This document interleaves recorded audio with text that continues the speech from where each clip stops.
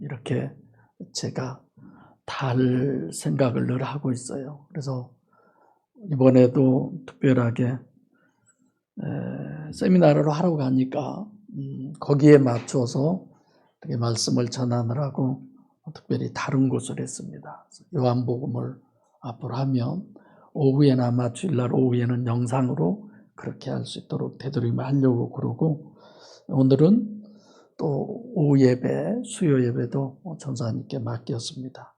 은혜의 시간 되시기 바라면서 세미나 때 여러분들이 늘 들었고 여러분들이 많이 생각하셨던 부분들인데, 찬송가나 어디 이래 보면 너희는 때를 얻든지 못 얻든지 또는 아무나에게 복음을 전해라 많이 들으셨죠?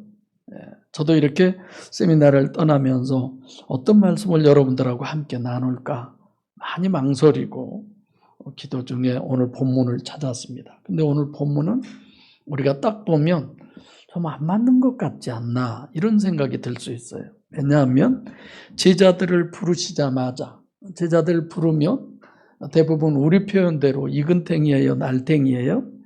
날탱이도 아주 생 날탱이들이죠.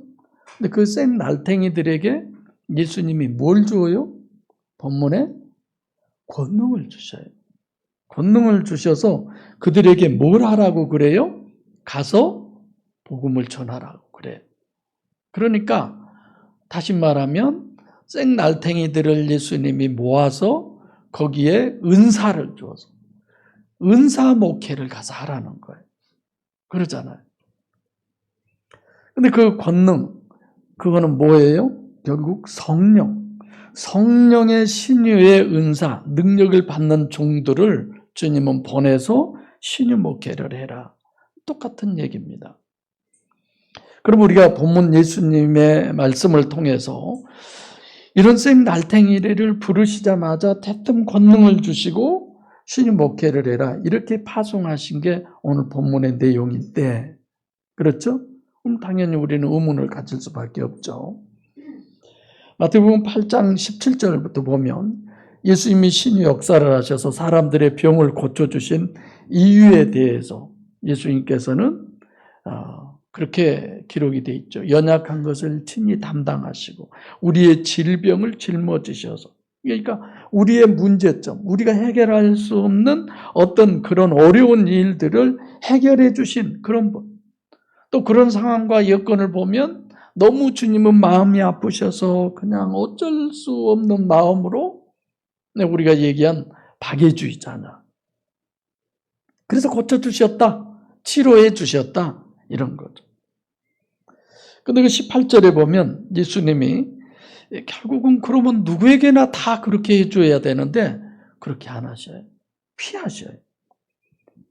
오히려 이런 말씀을 보면은 예수님께서 사람의 이런 부분을 체휼하신 분이라고 분명히 그랬음에도 불구하고, 가슴이 아프심에도 불구하고 불치병자들이 몰려오는데 피하신다.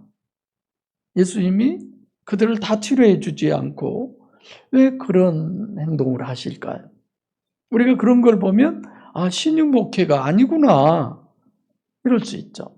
뭐 본인은 신유 목회를 할 때도 있고 안 할 때도 있으면서 생 날탱이들에게는 능력을 주어서 가서 신유 목회를 하라고 그러고, 이런 부분에 우리가 본문을 보면서 의문을 가질 수 있습니다. 그러니까 왜 주님께서는 신유 사역이, 병 고치는 사역이 절대 아니라고 그렇게 성경은 강조하면서 오늘 본문에는 생 날탱이들을 파송할 때는 권능 하나, 뭐죠? 은사 목회 가서 하라고 그렇게 얘기를 하는 거죠. 그래서 오늘날 은사 목회가 뭐 과거에서부터 누구에게든지 이런 게 굉장히 인기도 있고 그러면 교회도 부흥되고 그러잖아. 그러니까 목사님들이 어디 가서 내가 어떤 세미나에서 어떤 은혜를 받고 그걸 우리 교회에 접목을 시켜서 우리 교회를 부흥시킬까? 거의 그렇죠. 저도 세미나 꽤나 다녔잖아요. 1년이면 몇 번씩. 자, 근데 오늘 본문 제자들을 파송하신 목적은 7절에 뭐라고 그랬어요? 천국이 가까웠다. 그러니까 가서 전파해라. 다시 말하면 천국에 들어갈 사람들을 준비시켜라. 이런 얘기예요. 예수님께서 제자들을 파송하신 목적은 천국에 들어갈 사람들을 미리 예비하고 준비시키라는 것입니다. 그럼 주께서 이 땅에 오신 목적이 뭐냐? 우리를 구원하러 오셨다. 그거 모르는 사람 누가 있어요? 다 알죠. 근데 그 구원이 천국 구원이라는 것도 다 알고 있습니다. 문제는 이 세상의 천국으로 해석을 하느냐 아니면 저 하늘에 있는 천국을 해석하느냐, 이게 성경부터 모든 삶의 가치관, 기준, 모든 것이 다 달라지는 거죠. 어떤 교단은 전도해야 천국 간다. 쌍불을 쓰고 전도하잖아요. 물론 성경에 전도하지 말라고 안 했어요. 하라고 했지. 전도하면 천국 갑니까? 이 세상의 천국을 해석하는 사람들은 이 땅에서의 구원을 얘기하는 거예요. 이 땅의 유토피아를 이루고 내가 잘 먹고 잘 입고 잘 살고 행복하고 평안하고. 신유 사역이 그런 거예요. 본문의 사역이 그런 거예요. 병고침 받고. 왜 병고침을 받기를 우리가 다 원해요? 왜 돈 벌기를 왜 원해요? 자유하려고. 모두 다 그러잖아요, 여러분. 내가 하고 싶은 것을 해야 자유하는 거고 하기 싫은 것은 안 해야 자유하는 거고. 주님이 구원하시는 지금 이 부분을 우리가 생각을 한다면 이 세상 구원하러 오셨는데 그게 천국 구원이냐 아니면 이 세상 구원이냐, 잘 생각하셔야죠. 그러면 지금 예수님이 천국이 가까웠다. 이 세상 같으면 가까우고 멀고가 뭔 상관이 있어요? 그냥 이 세상 자체면 되는데. 그러니까 이 세상 구원이 아니고 천국 구원이라는 사실부터 분명히 아셔야 합니다. 그래서 성경은 늘 요즘은 교회에서 듣기 싫은 소리 하면 안 돼. 이 지옥 얘기라든가 하나님이 벌 준다고 하든가 고난이나 고통 이런 얘기는 절대 하면 안 되고 이렇게 돼 갔잖아. 근데 성경은 모든 부분에 항상 들어있는 게 천국이냐 지옥이냐 이걸 얘기하는 거죠. 천국이 믿어지지 않는다면, 지옥이 믿어지지 않는다면 그 신앙이 무슨 신앙이 되겠습니까? 하나의 교회를 왜 다녀요? 수양하러 다니는 거야. 자기와 어떤 급이 맞는 사람을 만나기 위해서. 이번에 어느 모임에 갔는데 전부 다 부부가 자기 고향 사람들이더라고요. 우리 식구가 오면서 하는 말, 그 시절에 저랬으니까 교회를 연회당이라고 그랬지. 잘못됐다는 얘기 아니에요. 교회 안에서 함께 신앙생활 하다 보니까 마음에 맞고 그런 거죠. 그게 목적이 아니잖아요. 오늘날 우리의 신앙. 지옥 안 가는 게 목적이 아니잖아요. 천국 가는 게 목적이잖아요. 그래서 당연히 천국은 어떻게 해야 가느냐, 육이 가느냐, 영이 가느냐, 이것도 우리가 정리를 해야 돼요. 천국은 육은 못 들어가요. 영만이 갑니다. 그래서 천년왕국이냐, 천국이냐 이런 것도 여러분들에게 묻잖아요. 아무리 독사굴에 어린아이가 손 놓고 거기가 어쩌고 저쩌고 한다고 해도 천국에는 물질계가 아니잖아요.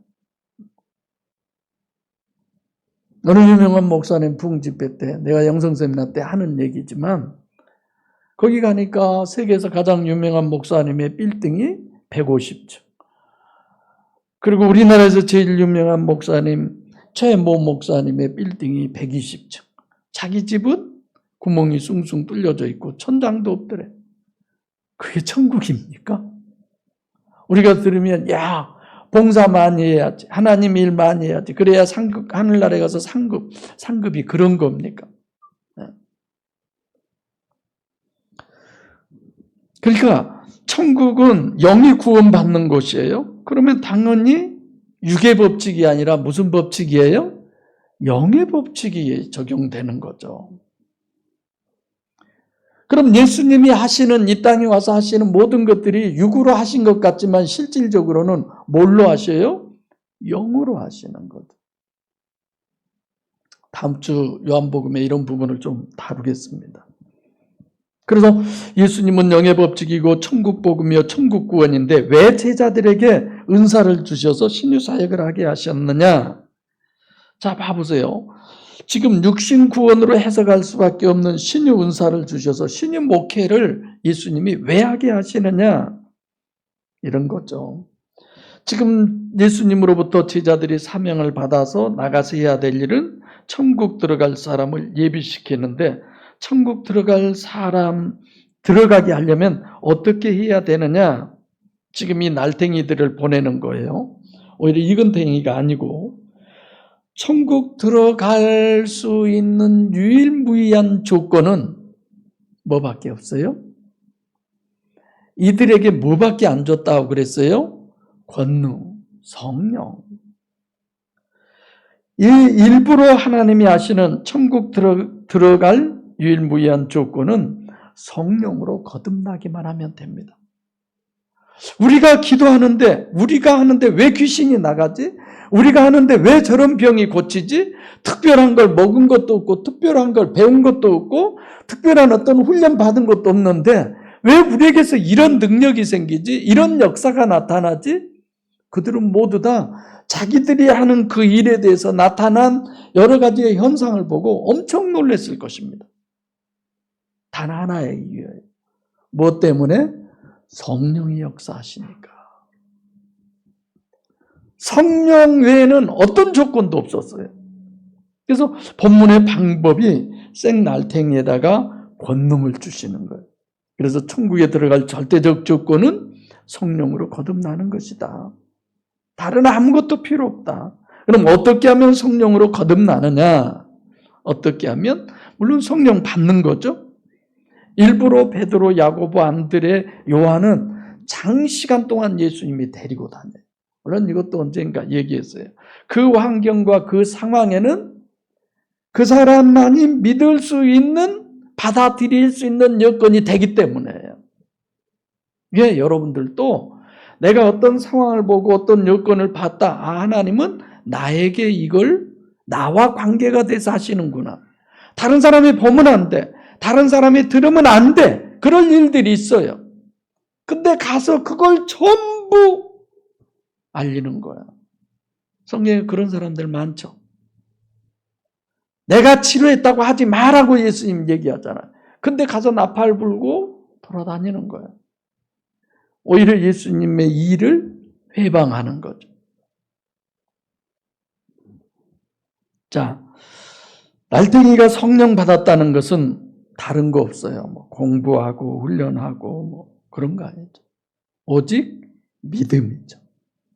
왜 예수님께서 오직 믿음이기만 하면 되는데 예수님 자신이 이렇게 신유사역, 주님의 사역 목적도 아니고 그건 하면 안 된다고 하시는 분이, 그렇게 주장하신 분이 제자들에게는 이렇게 권능을 주시고 신유은사 목회를 하게 하시느냐? 간단하죠. 뭐 영의 실체성 아닙니까? 우리들은 보지 않으면 못 믿어요. 내가 직접 듣지 않으면 못 믿어요.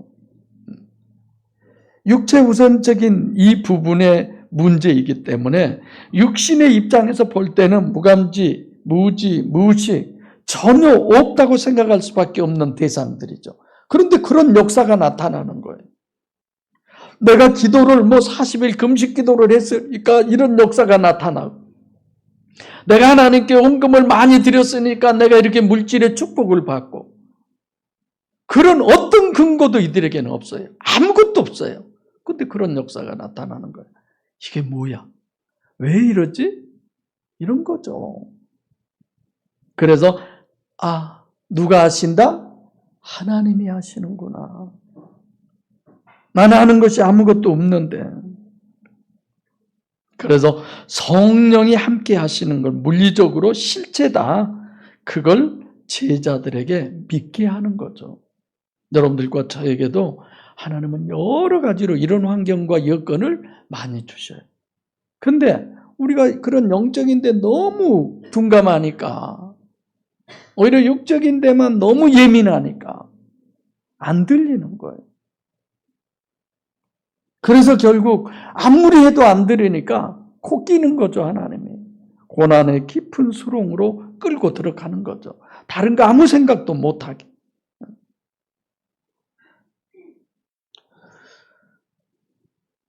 여러분들도 실제 그런 부분들이 있을 수 있어요. 영성 세미나 하면서 육체를 부인해라. 오직 성령이고 성령만이 실체다. 성령만이 붙들고 살자. 그런데 다른 거 뭐 필요 있냐? 다 모든 거 무시하고 이런 거.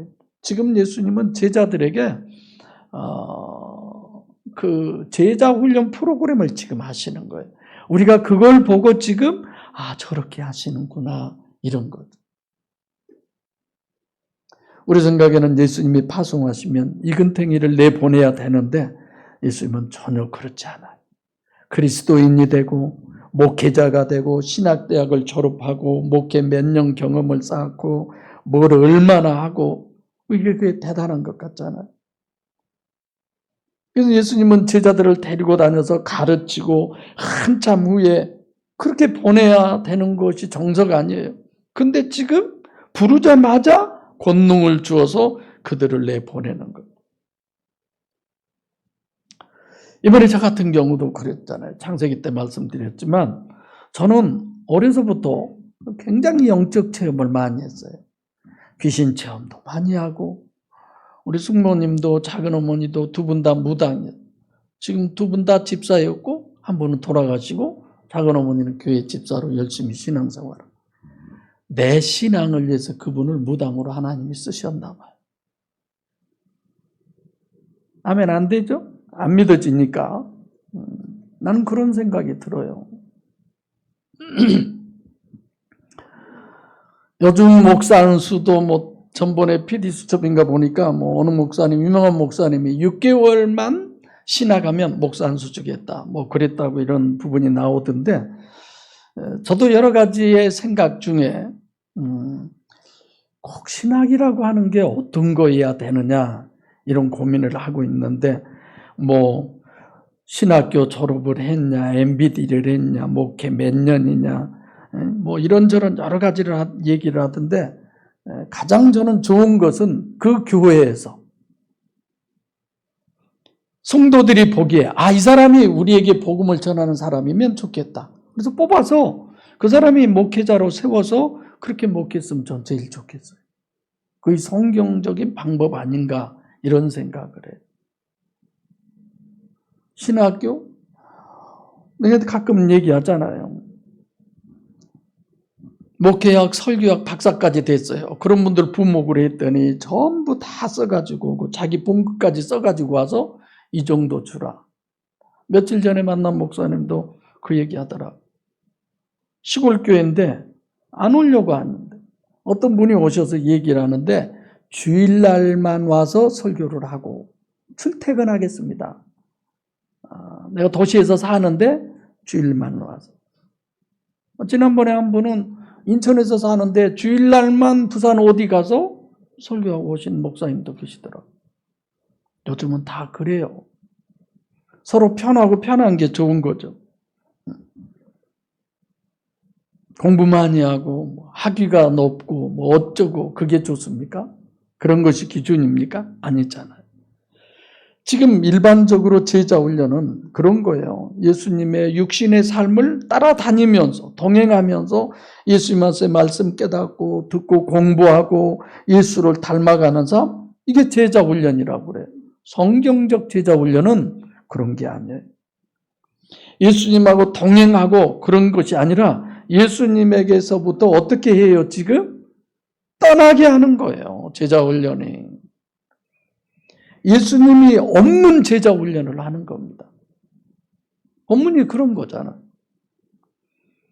예수님의 제자 훈련은 예수님이 없으면 그럼 누구를 보고 배우라는 거예요? 성령이죠. 성령 한 분이죠. 예수님을 본받는 게 아니라 육신의 삶을 본받는 게 아니라 성령의 인도하심을 따르는 게 온전한 신앙입니다. 문제는 얼마만큼 성령하고 같이 지낼 수 있느냐. 성령 받으라라는 소리 어마어마하죠. 생각해 보세요. 사실 예수님을 실제로 본 적도 없는 사도 바울이 성경 몇 권 썼어요? 13권. 예수님과 함께 동거동락했던 베드로는 몇 권 썼어요? 2권이에요. 우리가 일반적 생각으로 제자 훈련 생각하면 베드로가 13권 써야죠. 그리고 바울은 2권이고.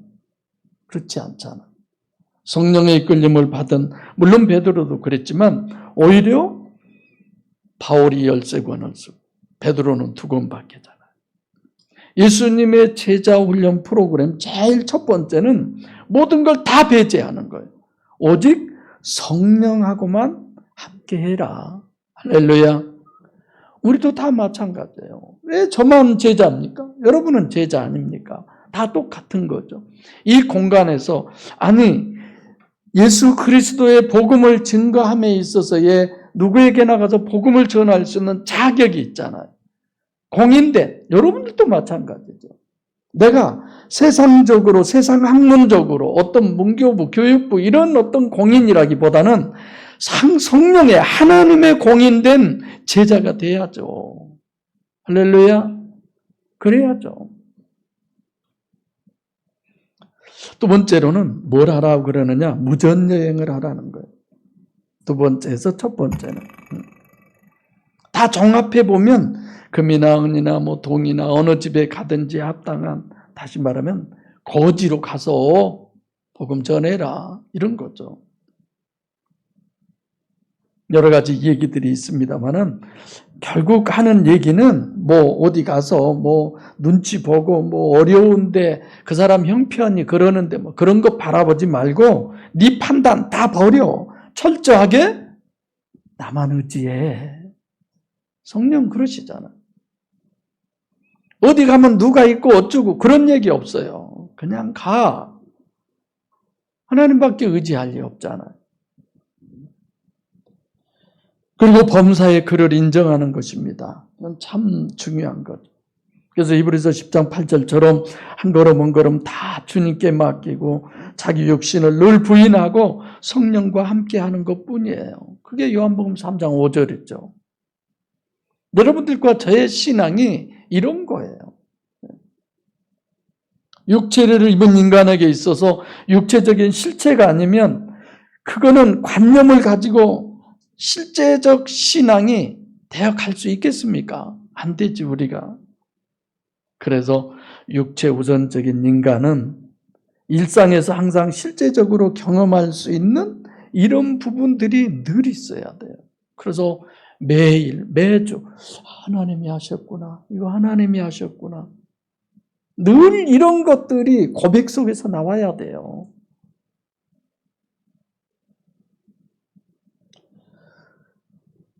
구원받을 수 있는 거는 육체를 입고 있는 동안에만 구원받습니다. 딱 죽어서 천국 문 앞에 가서 심판받는 거 아니잖아요. 다들 그렇게들 많이 얘기하지만 육체를 입고 있는 동안에 인간이 영을 실제로 내가 여기지 않으면 육체 안에 하나님을 내 안에 모실 그 믿음이 없어요. 생길지도 않아요. 저는 이런 건 일도 의심해 보지 않잖아요. 왜냐? 멀쩡했던 우리 어머니가 귀신 들려가지고 막 그럴 어머니가 아닌데, 멀쩡했던 우리 숙모님이, 멀쩡했던 우리 작은어머니가 그냥 갑자기 손때만 잡으면 이상한 사람으로 변해서 목소리도 변하고 행동도 변하고, 그 나이 드신 숙모님이 신 받을 때 그 양동에다 물을 가득히 채우고 하얀 버선을 신고 그 동그란 태 위에 그냥 그렇게 펄쩍펄쩍 뛰어도 물 한 방울 안 넘치고 발이 빠지거나 넘어지지도 않고, 그거 누가 해요? 신이 하잖아요. 그 신은 비교도 할 수 없는 전지전능한 하나님이 우리 속에 왜 못 들어와요? 귀신도 그렇게 들어오는데. 아멘? 그 믿음에 의심 안 갔잖아요. 그 전에 한참 귀신 쫓아낼 때는 집사님 속에 귀신 들어왔었잖아. 변명할 수 없는 사실. 그때 내가 왜 그때는 하나님 영접을 그걸로 비교해서 안 했는지 모르겠어. 천국에는 육체가 들어가는 게 아니라 영이 들어가잖아요. 여러분들이 영성 세미나에서 깨닫는다고 해도 실제가 아니면 아무 소용이 없어요. 그래서 이번에 가서도 그분들은 거의 이게 지식적으로 맞냐 틀리냐 이런 생각을 많이 할 거예요. 여러분들이 기도 많이 해주세요. 하나님이 역사해 달라고. 진짜 이게 진짜 복음이구나. 정말 헛것 가지고 지금까지 평생을 살았구나. 적어도 이 정도는 돼야지. 안 그래? 너무 벅차서 목사님 이번 주에는 반절만 하고 다음 주에 반절 더 합시다. 이런 정도가 막 돼야 되는 거 아니에요?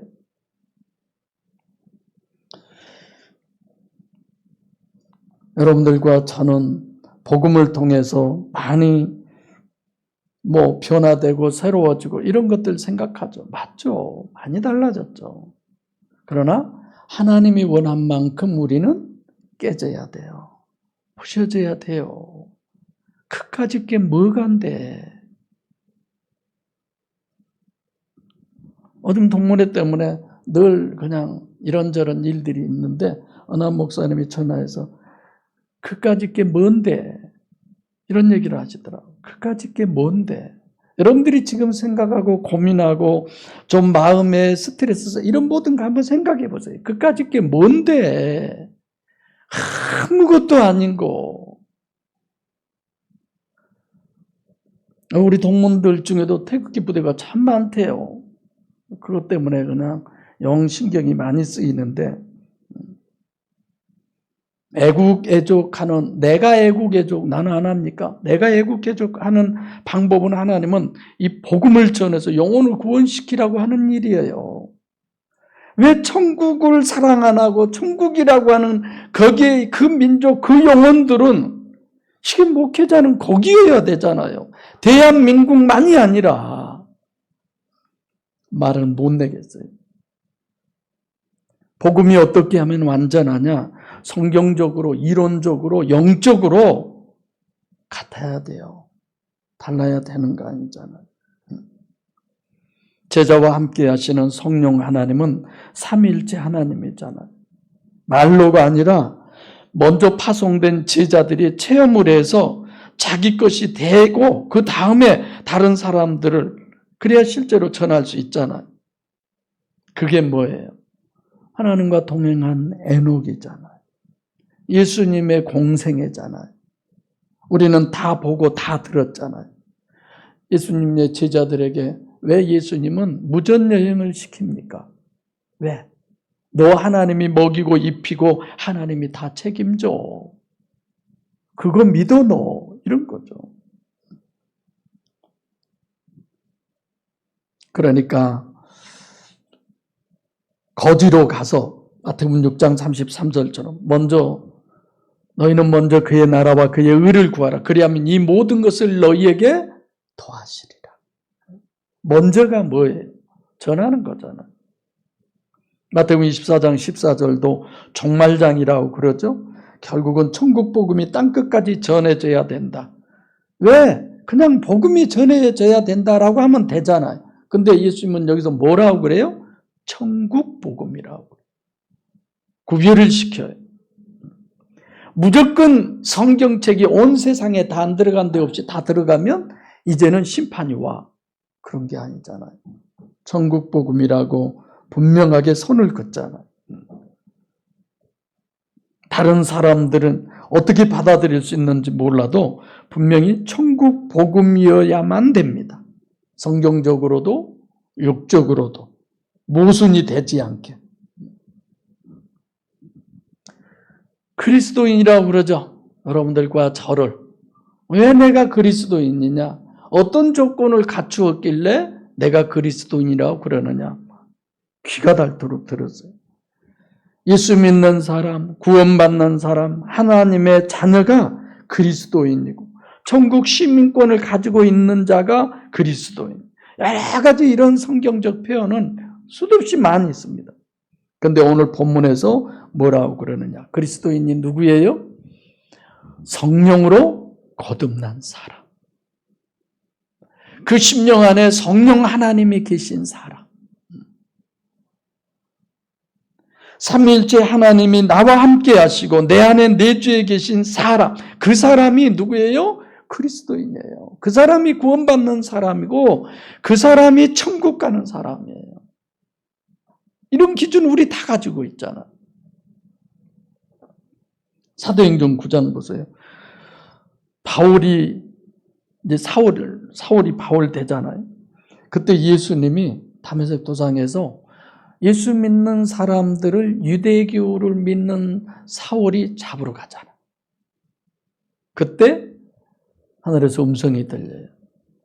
뭐라고 그래요? 사울아 사울아 네가 어찌하여 나를 핍박하느냐. 예수님을 핍박한 적 있어요, 사울이? 아니잖아요. 누구를 핍박해요? 예수 믿는 사람을 핍박해요. 여러분과 제가 예수를 믿는 사람이라면, 그리스도인이라면 누가, 예수님은 여러분과 저를 누구로 생각해요? 자기 자신으로 생각하시는 거야.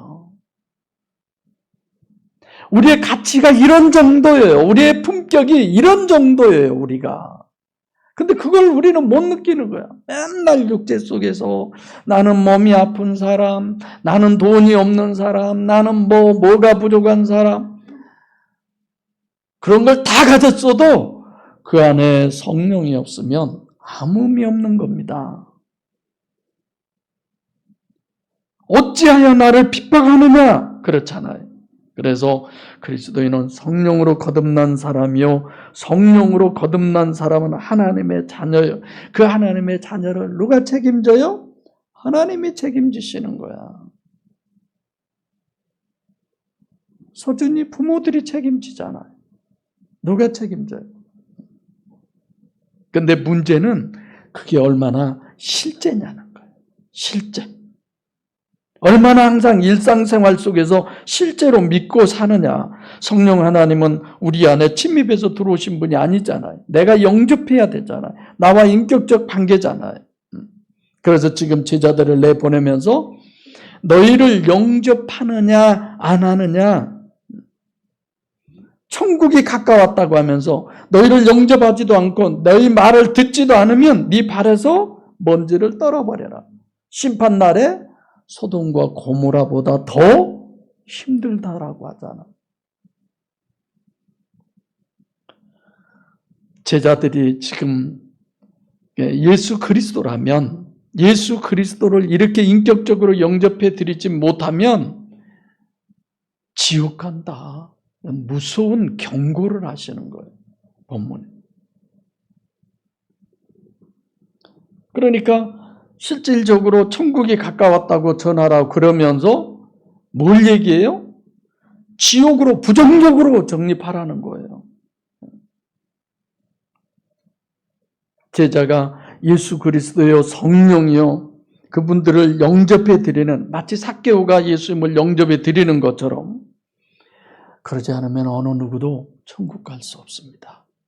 아마 필리핀에서 최초로 나와 같은 세미나를 지금 하러 가지만 여러 가지 고민과 갈등이 많아요. 그러잖아요. 그들이 생각한 그 복음 그대로 가서 얼마든지 할 수 있잖아요. 그렇게 하다가 나중에 서서히 내 모습을 드러내면, 근데 왜 내가 그렇게 안 해요? 초장부터 시작합니다. 초장부터. 거절하면 뭐 어쩔 수 없는 거고. 발에 먼지를 떨어버려라. 이후로는 전혀 관계를 갖지 않는, 관계가 없다는 얘기죠. 스칸달리저잖아요. 이 복음이 잘못됐거나 제가 이 복음으로 목회함에 있어서 잘못된 부분이 있으면 언제든지 따지세요. 그건 정말 제가 원해요. 그거는 원해요. 그러나 그까짓 게 뭔데? 아무것도 아닌 것들 가지고 복음에 대해서 그것을 다 놓쳐버리고 다 상실해버리고 다 잃어버리고 그런 모습들을 보면 너무 안타까워요. 내가 완벽하지 못하잖아. 부족한 게 너무 많잖아요.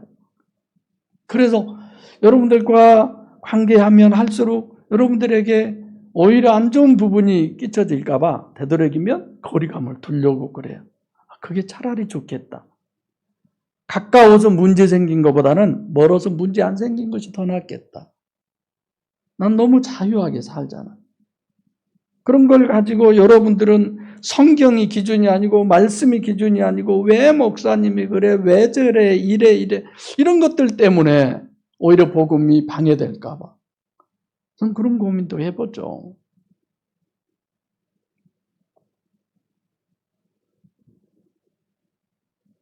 제대로 들어보지도 않고 확인도 안 해보고 단편적인 것 때문에 정색을 하고 보따리 싸서 여기나 아닌 게 비하고 떠난 사람들이 한둘입니까?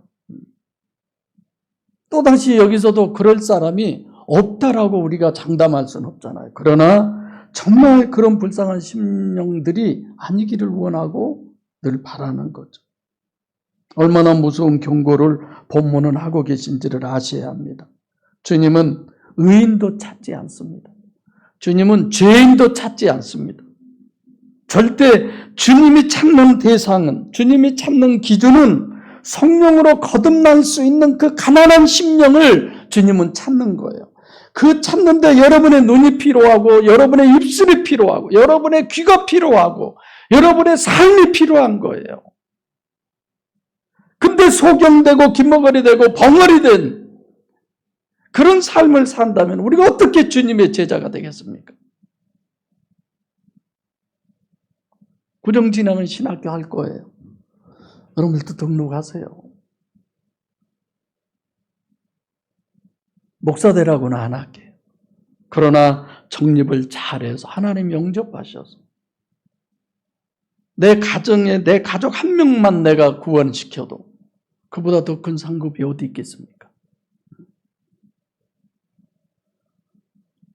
오늘 본문은 결코 편하게 읽을 본문이 아니에요. 무서운 경고를 하는 거예요. 마태복음 5장 3절에 심령이 가난한 자라고 말씀하십니다.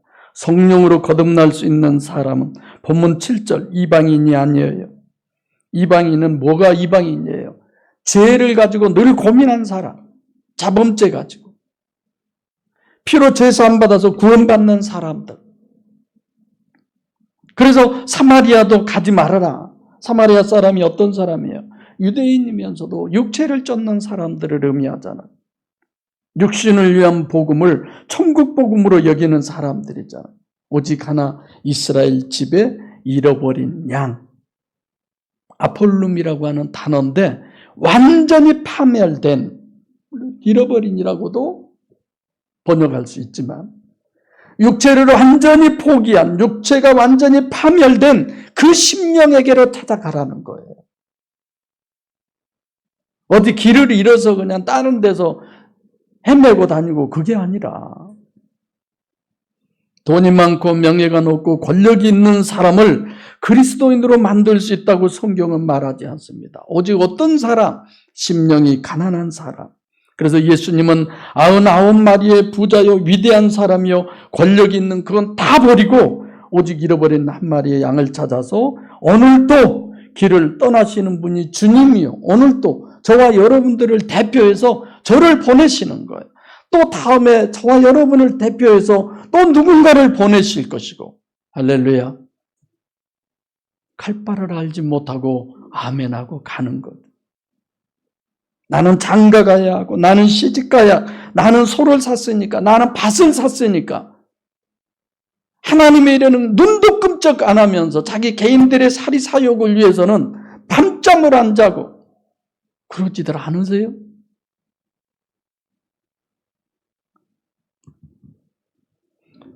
정말 믿음으로 육신을 부인하시고 성령으로 우리 거듭나야 합니다. 할렐루야. 목양교회는 이게 목적입니다. 뭐라든지 이게 목적입니다. 정말 내 안에 예수 그리스도를 그분이 실제로 계셔서 하나님이 책임지시는 자녀라는 그 믿음이 있습니까, 여러분에게? 없으면 정말 기도하셔야죠. 그 믿음 달라고 하나님 앞에 늘 엎드리셔야지. 뭐 언젠가는 뭐 어떻게 되겠지, 뭐 되든가 말든가. 아니잖아.